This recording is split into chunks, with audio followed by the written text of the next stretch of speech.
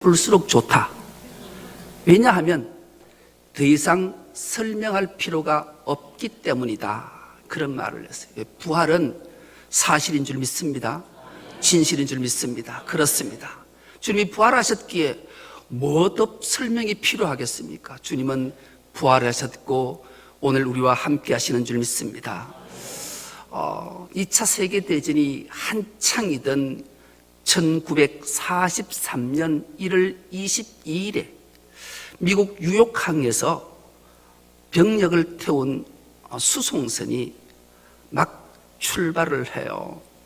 출발을 해서 전선으로 군사를 싣고 출항을 했는데, 출항한 지 12일인 1943년 2월 3일에 엄청난 일이 하나 발생을 하게 돼요.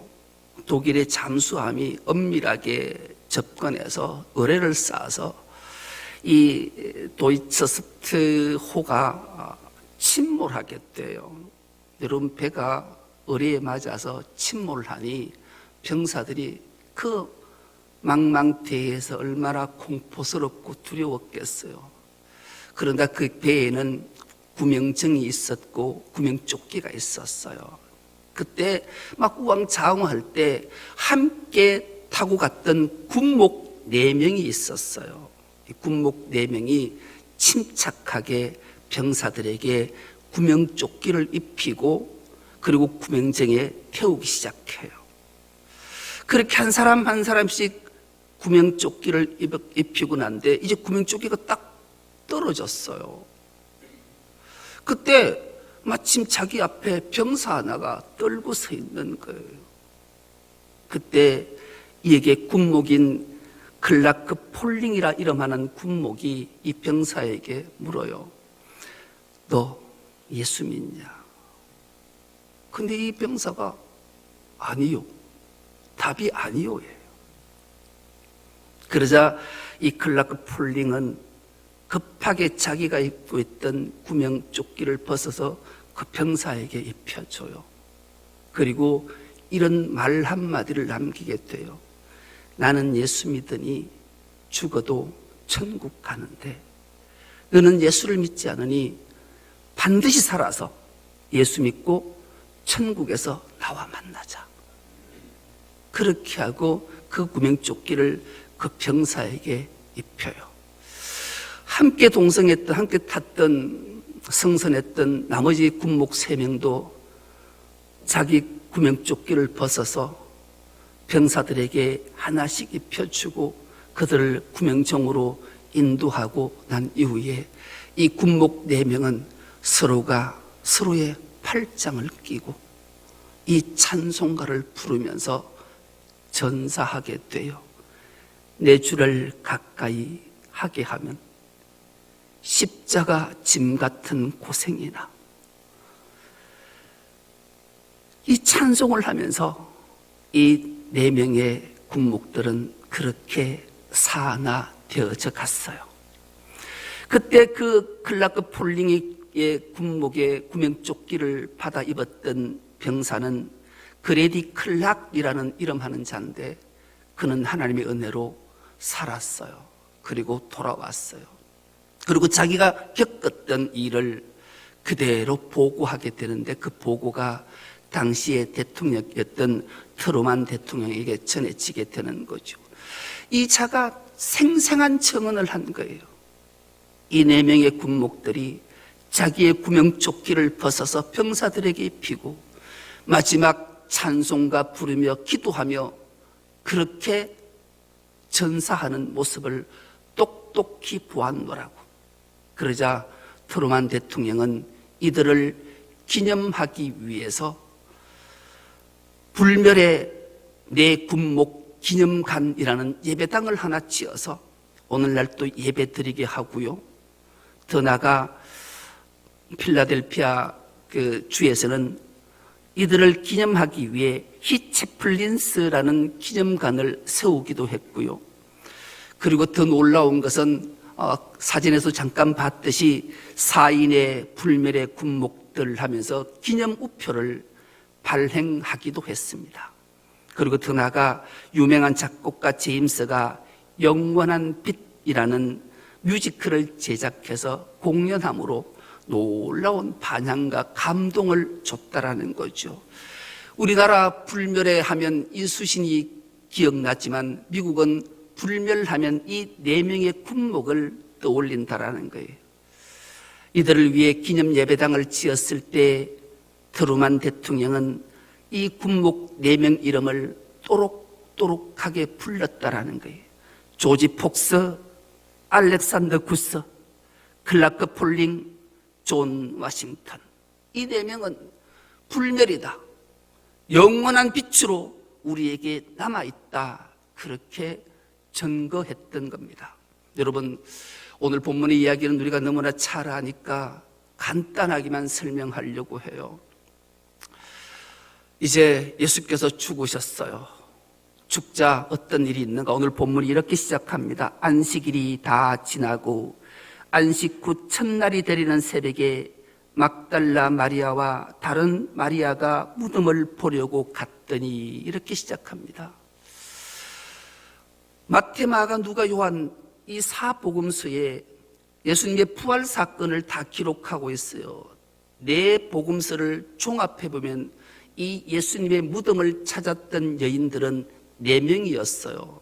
첫째 여인은 오늘 본문에 등장하는 막달라 마리아.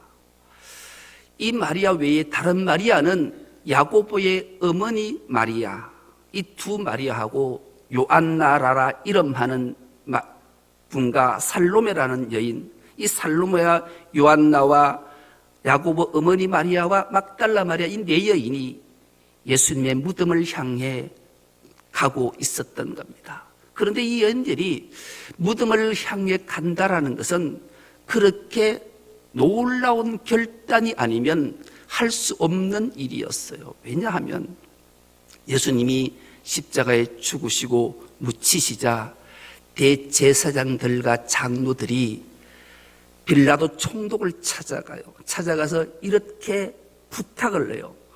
주여,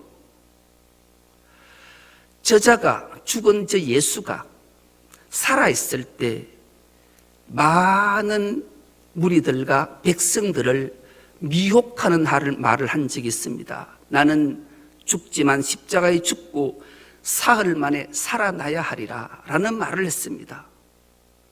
그러니 예수가 묻힌 무덤을 병사들을 파병해서 지키게 해 주십시오. 만일 그렇지 않으면 제자들이 예수의 시체를 도둑질해 가서 예수가 살아났다라고 말을 하면 온 백성들이 소란나고 밀란이 일어날 것 같습니다. 그러니 총독께서 반드시 병사를 보내서 무덤을 사흘간만 꼭 지켜주십시오, 이런 부탁을 해요. 그러자 빌라도가 허락을 하고 예수의 무덤을 항지에 직인을 찍은 것으로 임봉을 하고 로마 병사를 보내서 그 무덤을 사흘 동안 지키게 한단 말이죠. 이 지키겠다라는 것은 이 여인들이 잘 알았어요. 그러니 이 여인들이 지키고 있는 그 무덤에 가서 아무 소용이 없을 텐데 어찌 그 무덤을 향해 갔을까? 사복음서를 종합해 보면 이 여인들이 주께서 하신 말씀을 기억하여, 할렐루야. 여러분, 하나님의 말씀을 기억하는 것은 얼마나 담대함을 주고 두려움을 물리치게 되는가를 우리에게 알게 하는 거예요. 이 여인들은 살았을 때 예수께서 내가 반드시 십자가에 죽고 사흘 만에 부활하리라를 가르치셨기에 그 말씀을 믿었기에 이 여인들은 담대하게 예수의 무덤을 향해 갔던 거죠. 그렇게 갔더니만 그 믿음이 얼마나 놀라운 역사를 목도하게 되는지 본문 2절입니다. 큰 지진이 나며 주의 천사가 하늘로부터 내려와 돌을 굴려내고 그 위에 앉았는데 그 형상이 번개 같고 그 옷은 눈같이 희거늘, 그렇게 말씀합니다. 큰 지진이 났대요. 지진. 여러분, 지진이 무엇을 의미하는지 아십니까?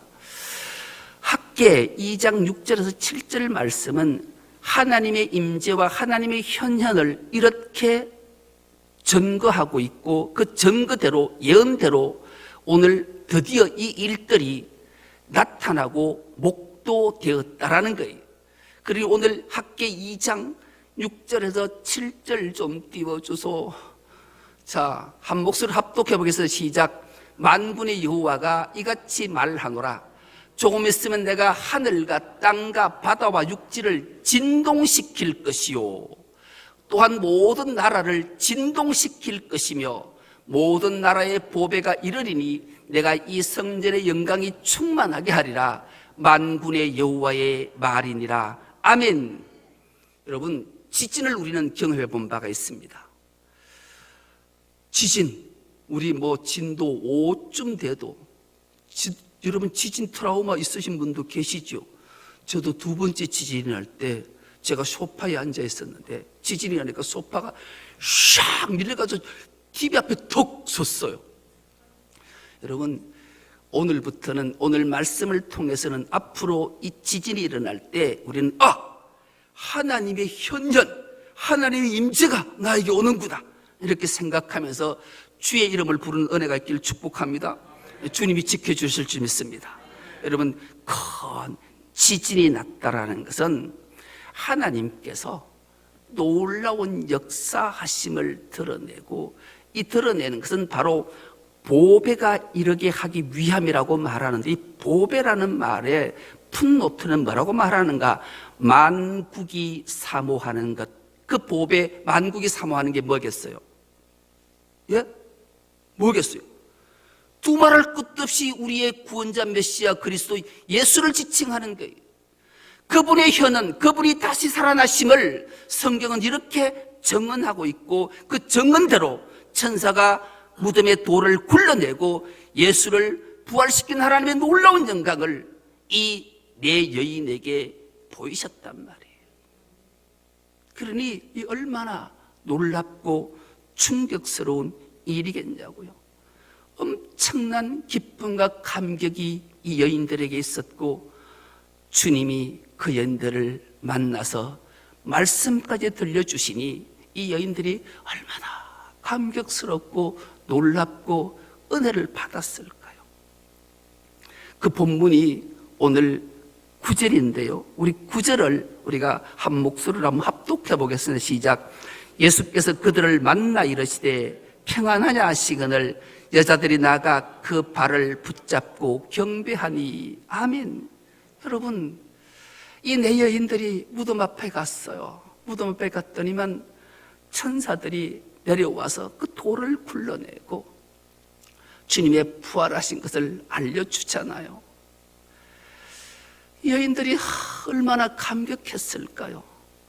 근데 놀랍게도 그 천사들의 말을 듣고 주님을 뵙지는 못했는데, 이 여인들이 무서움과 큰 기쁨을 안았다고 오늘 본문 8절은 그 여자들이 무서움과 큰 기쁨으로 빨리 무덤을 떠나 제자들에게 알리기 위해 다름질을 해요. 이 천사들이 이 네 여인에게 주님이 하신 말씀을 상기시키고 제자들에게 너희보다 먼저 내가 갈릴리가 있으니까 갈릴리에서 만날 것이다 라는 말씀을 전하라는 말을 듣고 무서움과 큰 기쁨을 안고 달려가는 중에 예수가 앞에 탁 나타나신 거예요. 그리고 이 내 여인에게 평안하라. 이 평안의 말, 평안하냐라는 인사말이 오늘 우리에게는 큰 울림과 깨달음과 결단을 하라고 하는 주님의 음성인 줄 믿습니다. 여러분, 평안하면 여러분 기억하십니까? 히브리 말로는 샬롬, 신약에서는 헬라 말로는 에이레네라는 단어를 썼는데, 놀랍게도 오늘 본문에 등장하는 이 평안이라는 단어는 샬롬이나 에이레네가 아니라는 거예요. 그러면 어떤 단어 평안을 말씀하셨는가? 카이레테라는 단어를 썼어요. 카이레테. 이 말은 일상의 인사예요. 일상의 인사. 일상의 인사인데 안녕하십니까? 우리말로 하면 안녕하세요, 안녕하시죠, 이런 인사지만 이 카이레테는 일상에서 감격과 기쁨을 안고 하는 인사예요. 그래서 카이레테라는 단어를 정확하게 해석하면 마음의 기쁨이 넘쳐서 행복에 겨운 상태를 말하는 거예요. 뭐라고요?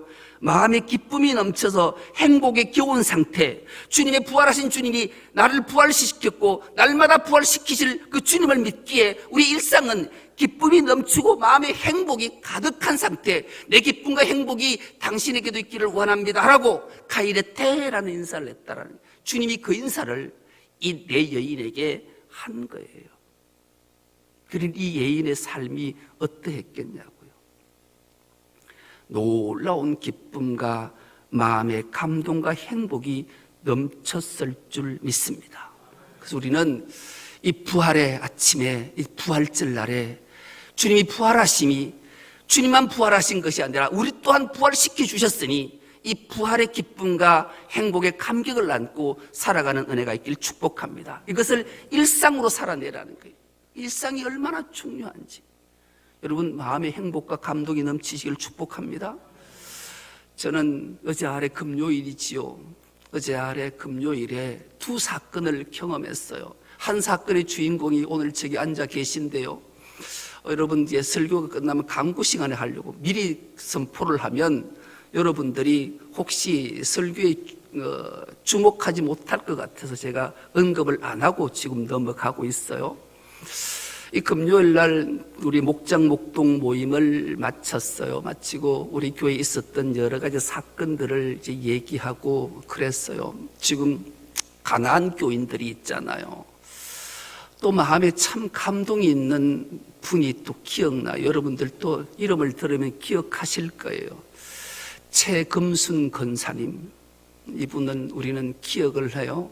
이분은 조금 건강했을 때는 폐지를 주워서 팔아서 또 이렇게 사시던 분이고 자녀가 없는 홀로 된 분이시잖아요.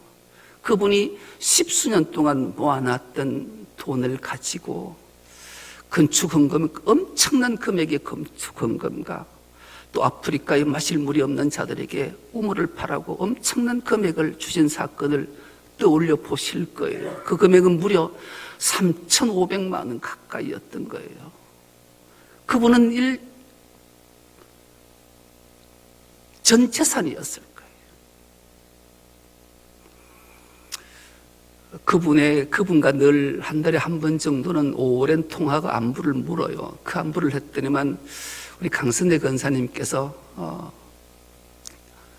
목장 목동 모임을 마치시고 그분에게 신방을 가셨던 것 같아요. 그렇더니만 그분이 봉투 하나를 내밀었어요.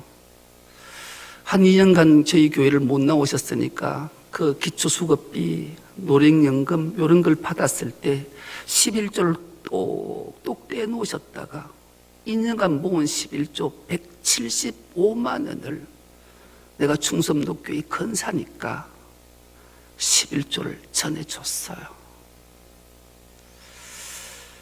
그 헌금 11조를 들고 너무 감동적이고 해서 통화를 오래 나누었어요. 계속 미안하단 말만 반복하시는 거예요. 아니, 권사님, 목사가 미안해요. 목사가 죄송하지요. 지금 몸이 많이 아프셔서 거동도 그렇게 편하지는 않으시대요.